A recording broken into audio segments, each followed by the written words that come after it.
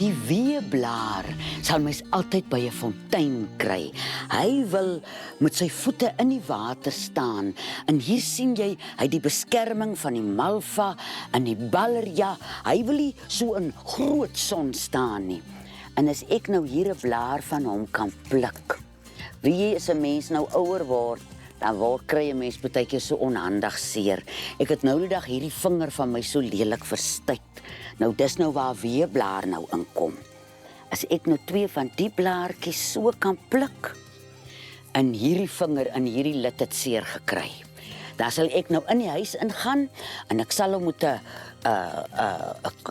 klip of 'n bottel sommer so op my broodbord net 'n bietjie kneus. En dan sal ek nou so maak. En dan sal ek nou so maak. En om net met van die plastikies wat sommer net so twee plak. Net so, as jy hom nou wil dra terwyl jy werk in die dag, dat 'n mens hom net so vashou, so vir 2-3 ure. En jy sal sien, na jy hom uitgehaal het, as hy nou hierdie verstuiting getroos het, dan is dit so 'n snaakse donker kleur, soos hy gewerk het met die pyn. Belangrik hier, as jy 'n wond sou hê aan hierdie vinger wat nou ook in die lid seer gekry het, moenie vir hom op 'n wond sit nie.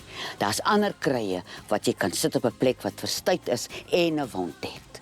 Maar ons weeblaar vir daai seer plek bring hy 'n lieflike verligting.